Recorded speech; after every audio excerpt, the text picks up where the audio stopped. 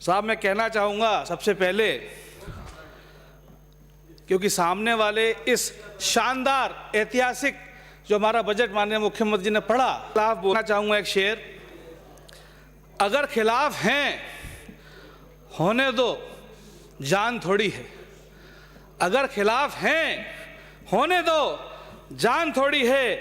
ये सब धुआं है, कोई आसमान थोड़ी है। क्या बात साहब, हमारी सरकार ने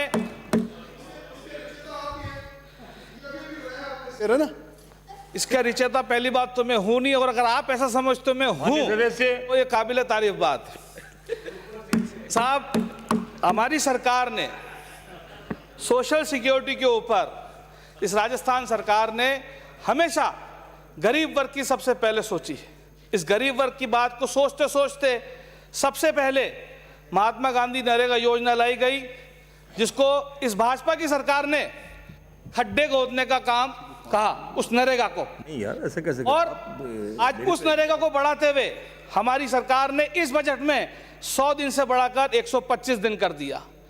और गांव से आगे बढ़ते बढ़ते उस नरेगा के काम को इस बजट के अंदर हमारे माननीय मुख्यमंत्री जी ने इंदिरा गांधी शहरी रोजगार योजना भी लेके आ गए, जिसके अंदर 100 दिन का रोजगार फिर से दिया जाएगा।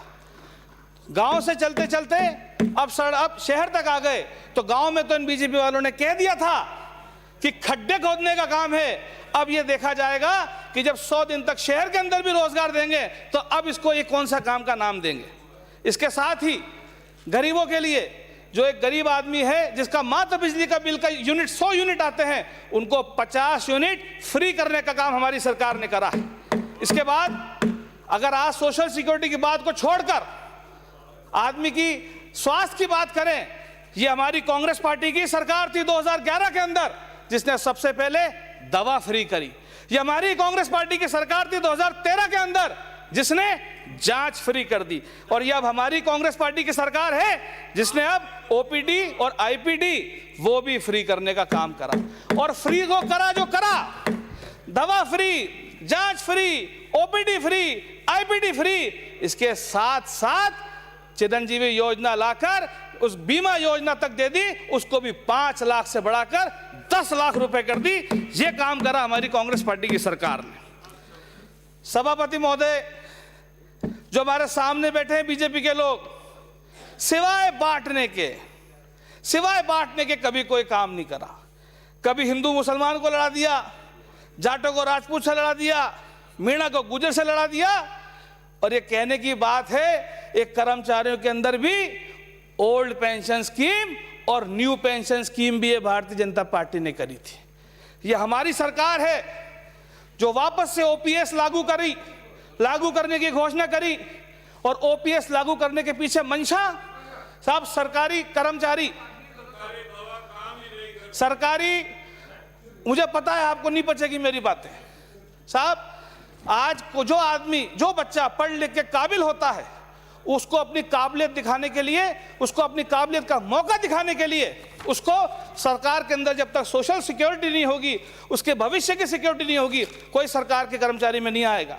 आप उठा के देखें, 2000 के बाद सोशल सिक्योरिटी नहीं थी।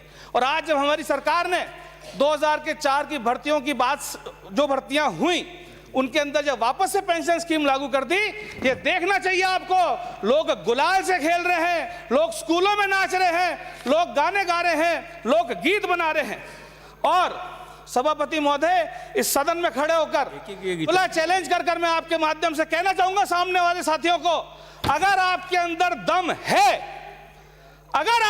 दम है, तो जब आप जवाब दें तो खुल करके कहना कि यह जो ओपीएस स्कीम हम 1 जनवरी 2004 के बाद की वापस लाए हैं, इसका आप लोग विरोध कर रहे हो या साथ खड़े हो। आपको मजबूर होकर कहना पड़ेगा कि आप हमारे साथ खड़े हो। और अगर आप में दम है तो आप ये कह के दिखाना कि आप इसका विरोध कर रहे हो।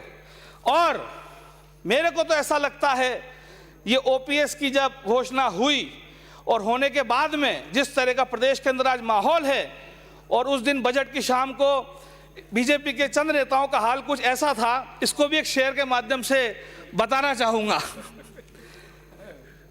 दिन ढल गया तो रात गुजारने की आस में, दिन ढल गया तो रात गुजारने की आस में सूरज नदी में डूब गया, हम गिलास में।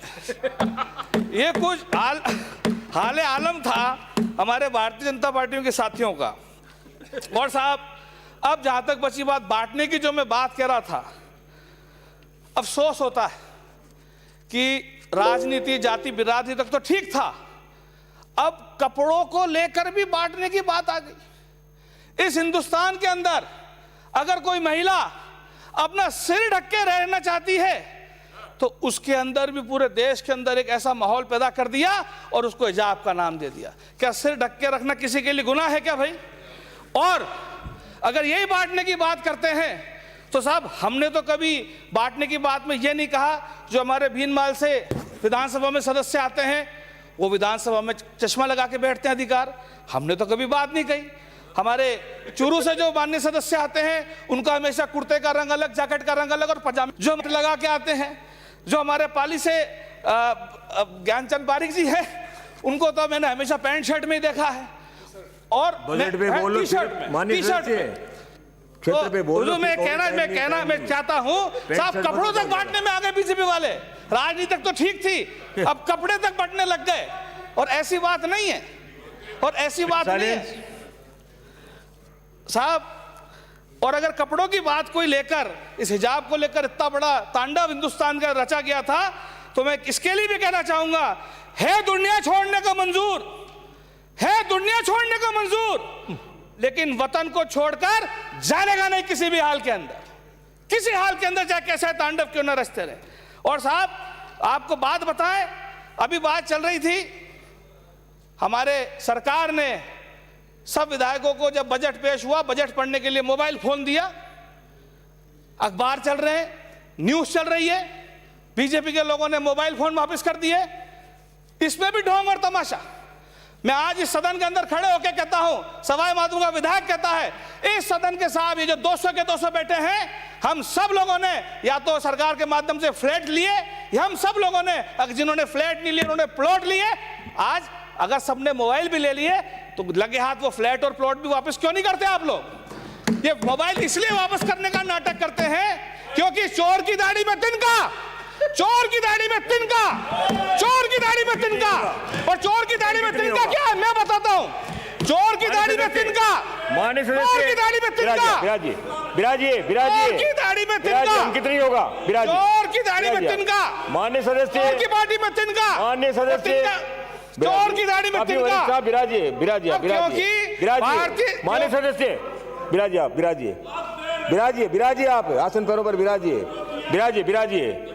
कारण उत्तेजना पैदा करने की जरूरत नहीं है, न पैंट और शर्ट की बात करनी है। बजट पे बोलेंगे आप तो बोलेंगे, वरना मैं आपको बुलाता हूँ। आप पेंट शर्ट की बात लगाइए। ठीक है साहब, ठीक है, ठीक है, ठीक है साहब।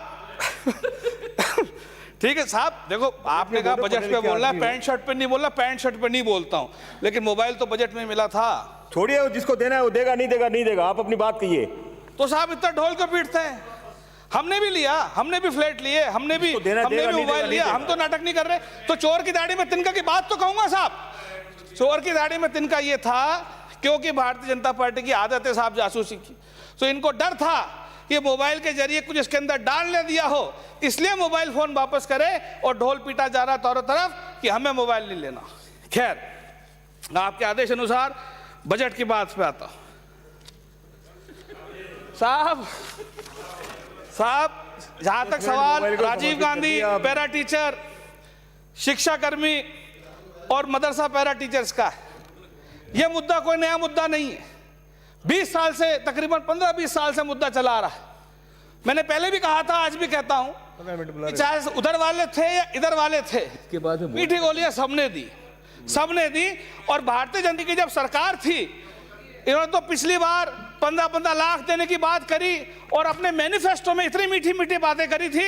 इसको भी एक शेर के जरिए कहता हूं, आप इनका हाल यह था जनता के प्रति, बीजेपी वालों का हाल जब आपका राज था, जनता के प्रति क्या हाल था मैनिफेस्टो के जरिए। आप कहें तो कायनात की सारी खुशियां लाके आपकी तरफ मोड़ दूं, ऐसा आप कहते थे। आप कहें कायनात की सारी खुशियां आपकी तरफ लाके मोड़ दूं, और आप कहें तो चांद सूरज भी लाके तोड़ दूं, आप कहें तो कायनात की सारी खुशियां आपकी तरफ मोड़ दूं, आप कहें तो चांद सूरज भी लाके तोड़ दूं। इतना बस है मेरी जान, थोड़ा कम झूठ बोल लो, थोड़ा कम झूठ बोल लो, सिर्फ वादे वादे करे। और आज मुझे खुशी है इस बात की और गर्व है इस बात का, ये हमारी कांग्रेस पार्टी की सरकार है जिन्होंने आज मदरसा para teacher, Rajiv Gandhi para teacher और शिक्षा कर्मियों का जो समस्या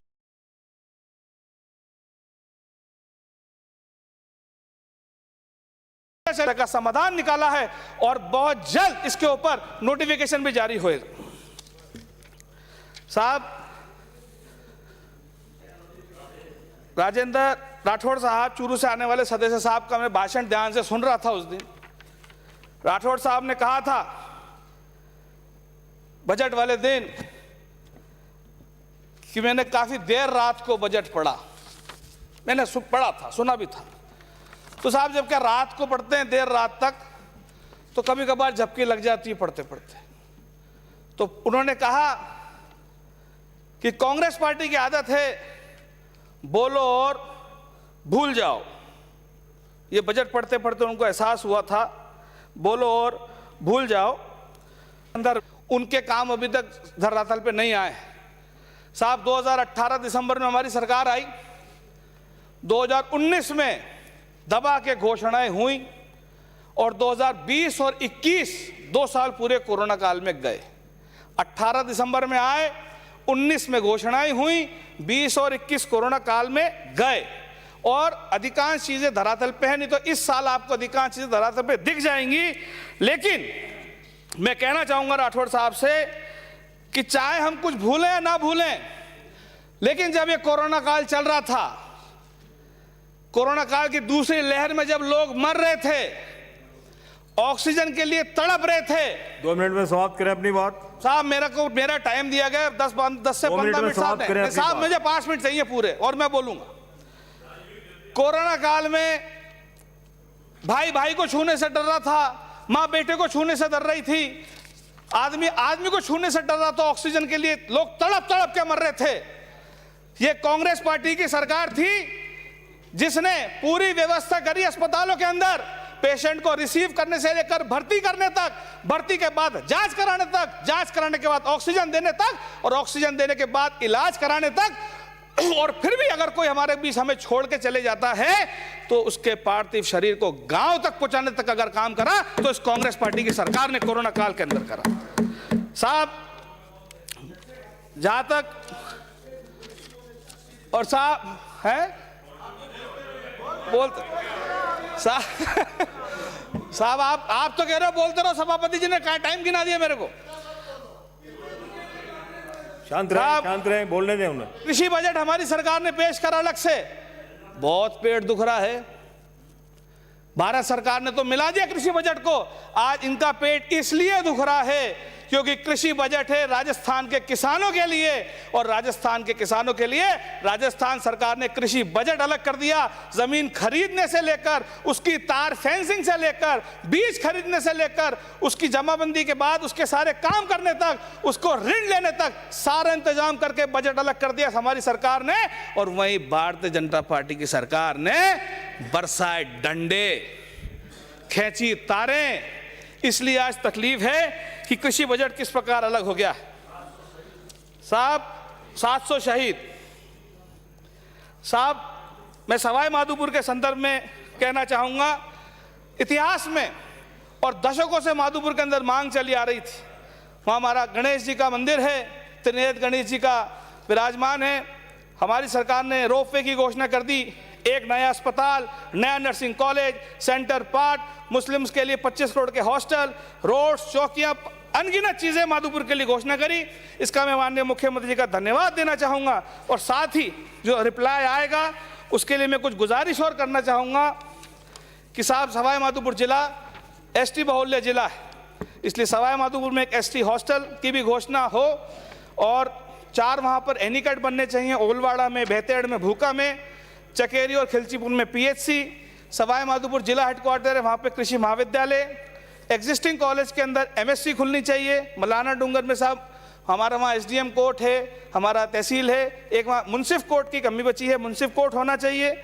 हमीर सर्किल हमारे सवाई माधोपुर में है, उस हमीर सर्किल का पूरी तरह से जीर्णोद्धार होना चाहिए। बजरा में विद्यार्थियों के लिए पुस्तकालय, अमरूद प्रशिक्षण केंद्र, खिरनी को उप तहसील, ऐसी तमाम और बहुत सारी बातें जो मैंने माननीय मुख्यमंत्री जी को लिख करके दी हैं, जिनकी मैं उम्मीद करता हूं कि अपने रिप्लाई के अंदर वो बात ऐड करके बोलेंगे।